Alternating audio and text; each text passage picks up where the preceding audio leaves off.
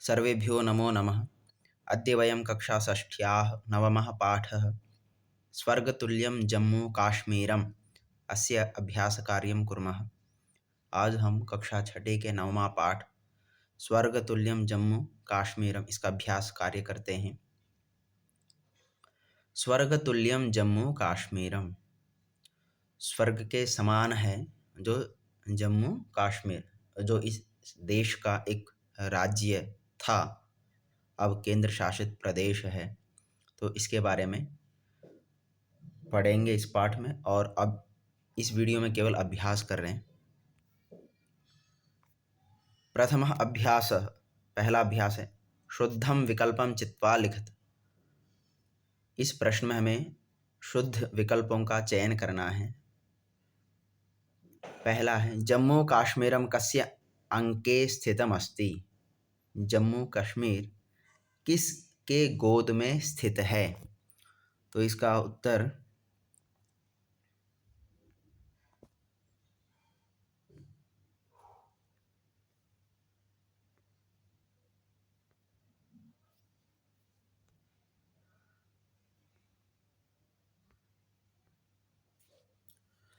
तो हिमालयस्य, इसका उत्तर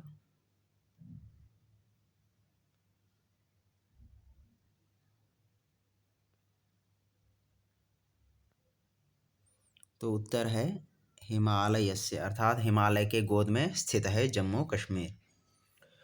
दूसरा, एतद् राज्यं भारतस्य किं कथ्यते। एतत् राज्यम, इस राज्य को भारत का क्या कहा जाता है? तो मुकुटम, मुकुट कहा जाता है, क्योंकि यह देश में स्थित जितने भी राज्य हैं उन सभी में सबसे ऊपर है, और हम भी अपने शरीर में मुकुट सबसे ऊपर धारण करते हैं। तो इसी प्रकार यह राज्य भी इस देश का मुकुट है, ऐसा कहते हैं। पूर्वम काश्मीरे केशाम शासनम आसीत्। प्राचीन काल में यहाँ पर किनका शासन था?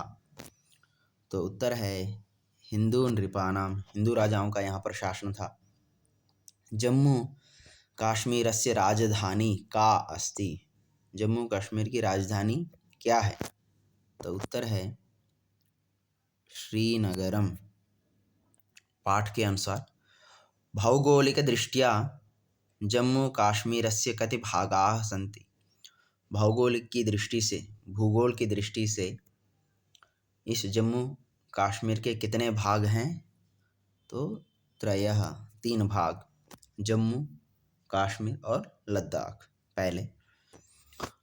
और अंतिम प्रश्न है 5 अगस्त 19 उत्तर 2000 वर्षे भारत सर्वकारेण कः अनुच्छेदः अपसारितः। 5 अगस्त 2019 को भारत सरकार के द्वारा किस अनुच्छेद को वापस लिया गया? किसको लिया गया? तो 370 अनुच्छेद को लिया गया है। तो यह है पहला प्रश्न। अब आगे दूसरे प्रश्न में पहुंचते हैं। प्रश्न संख्या द्वितीयः पूर्णवाक्येन उत्तरत।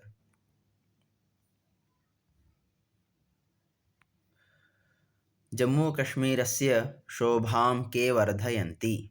जम्मू कश्मीर की शोभा कौन बढ़ा रहे हैं? तो इसका उत्तर है जम्मू कश्मीरस्य शोभां हिमाच्छादिताः उन्नताः पर्वताः, हरितवृक्षैः सुशोभिता भूमिः, निर्मलजलेन युक्ताः निर्झराः नद्यः च वर्धयन्ति।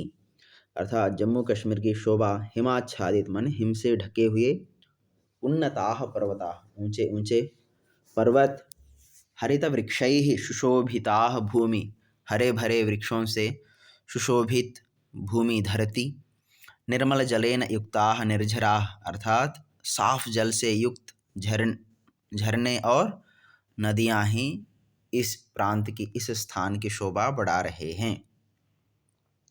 दूसरा प्रश्न अत्रत्यानां जनानां प्रमुखानि कार्याणि कानि सन्ति। यहाँ के जो निवासी हैं, इस स्थान पर निवास करने वाले जो लोग हैं, उनके प्रमुख कार्य कौन कौन से हैं? तो अत्रत्यानां जनानां प्रमुखानि कार्याणि कृषि, व्यापार, पर्यटनम च सन्ति। तो यहाँ के जो लोग हैं उनका प्रमुख कार्य है कृषि माने खेती, व्यापार व्यापार बिजनेस, पर्यटनम पर्यटन। तीसरा, काह नद्यः जम्मू काश्मीरे प्रवहन्ति। कौन कौन सी नदियाँ जम्मू कश्मीर में प्रवाहित होती हैं या बहती हैं? सिंधु, चिनाब, झेलम, रावी आदयः नद्यः जम्मू काश्मीरे प्रवहन्ति।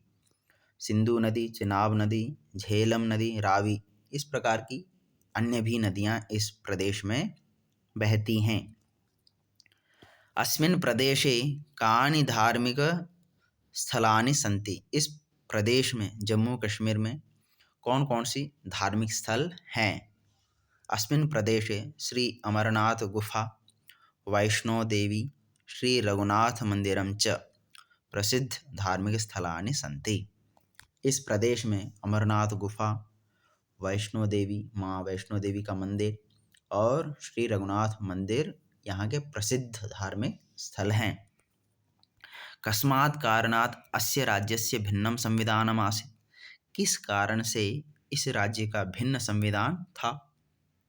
अनुच्छेदः 70 कारणात् अस्य राज्यस्य भिन्नं संविधानम् आसीत्। अनुच्छेद 370 के कारण ही इस राज्य का संविधान भिन्न था, तो जिसको अब केंद्र सरकार ने वापस लिया है। प्रश्न संख्या तृतीयः, रेखांकित पदानि आधृत्य प्रश्न निर्माणं कुरुत। अब यहाँ पर जो रेखांकित पद है उनको लेकर हमें प्रश्नों का निर्माण करना है। तो पहला प्रश्न है, पूर्वम अत्र हिंदू नृपाणाम शासनम आसीत्। पहले यहाँ पर हिंदू राजाओं का शासन था। तो यहाँ पर हिंदू नृपाणाम, यह शब्द षष्ठी विभक्ति बहुवचन का है, तो उसके स्थान पर हमें किम शब्द का षष्ठी विभक्ति बहुवचन और वो भी पुल्लिंग का प्रयोग करना है, क्योंकि नृप शब्द पुल्लिंगवाची है। तो पूर्वम अत्र केषां शासनम आसीत्। दूसरा, वैदेशिकाः भ्रमणार्थम अत्र आगच्छन्ति।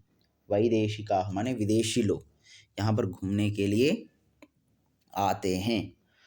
तो वैदेशिक शब्द भी पुल्लिंगवाची है और उसमें भी बहुवचन है, तो अब उसको हम किम शब्द के पुल्लिंगवाची बहुवचन में भी प्रथमा विभक्ति का बहुवचन में प्रयोग करना है।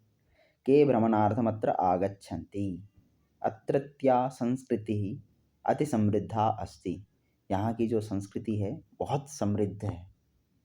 अत्रत्या का अति समृद्धा अस्ति, क्योंकि संस्कृति शब्द जो है वो स्त्रीलिंगवाची है और प्रथमा विभक्ति एकवचन है, तो इसलिए यहाँ पर का शब्द का प्रयोग किया। अनुच्छेदः 70 कारणात् अस्य राज्यस्य संविधानं भिन्नम् आसीत्। अनुच्छेद 370 के कारण इस राज्य का संविधान भिन्न था। तो प्रश्न निर्माण, कस्मात् कारणात् अस्य राज्यस्य संविधानं भिन्नम् आसीत्। किस कारण से इस राज्य का संविधान भिन्न था? भारतस्य उत्तरदिशायां हिमालयः अस्ति। भारत के उत्तर दिशा में हिमालय है। तो भारतस्य षष्ठी विभक्ति का है, एक वचन है, तो इसलिए कस्य उत्तर दिशायां हिमालयः अस्ति। प्रश्न संख्या चतुर्थः, मंजूषातः पदानि चित्वा रिक्त स्थानानि पूरयत। अर्थात मंजूषा से शब्दों को चुनकर हमें रिक्त स्थानों को पूरा करना है।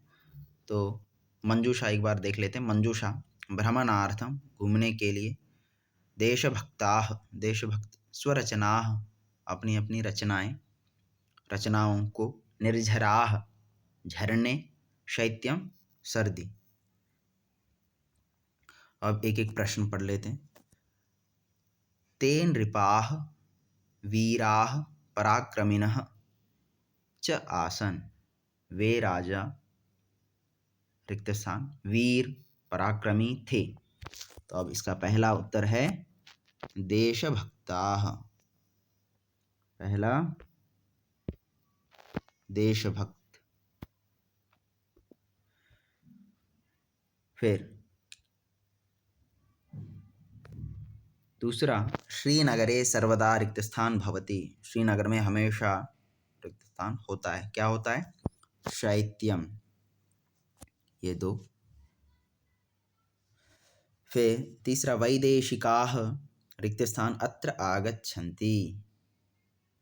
विदेशी लोग रिक्तस्थान यहाँ आते हैं। क्यों आते हैं? भ्रमणार्थम। तीसरा, कवयः अत्र स्थित्वा रिक्तस्थान अकुर्वन्। कवि लोग यहाँ पर रहकर किए, क्या किए? स्वरचना, अपनी रचनाएं की हैं। तो इसलिए इसका 4। और अंतिम है, निर्मल जलेन युक्ताः रिक्तस्थान नद्यः च एतस्य शोभां वर्धयन्ति।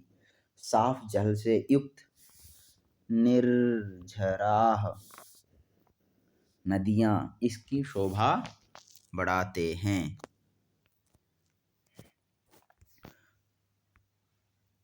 तो ये प्रश्न पूरा होता है। अब अंतिम प्रश्न, उचित मेलनम कुरुत। अब इसमें से हमें मिलाना है और यह है विशेषण और विशेष्य का प्रश्न। जैसे प्रमुखम, प्रमुख, विकसिताः, विकसित, समृद्धा, समृद्ध, कर्मठाः, कर्मशील, जो काम करने वाले, प्राकृतिकम, प्राकृतिक, उन्नताः, ऊंचे ऊंचे, उद्योगाः, उद्योग, बिजनेस, ओ जॉब्स, बिजनेस, संस्कृति, संस्कृति, पर्वताः, पर्वत, सौंदर्यम, सुंदरता, कार्यम, काम, जनाः, लोग।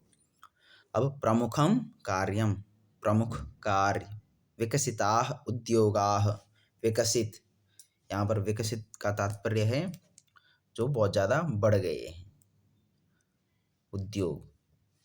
समृद्धा, संस्कृति, यहाँ की जो संस्कृति बहुत समृद्ध है। कर्मठाः जनाः, कर्मशील लोग। प्राकृतिकम सौंदर्यम, प्राकृतिक सुंदरता। उन्नताः पर्वताः, ऊंचे ऊंचे पर्वत। तो बच्चों, आपको इस पाठ का पूरा अभ्यास कॉपी में करना है और इसके साथ साथ आपने अभ्यास अच्छे से याद भी करना है। धन्यवाद।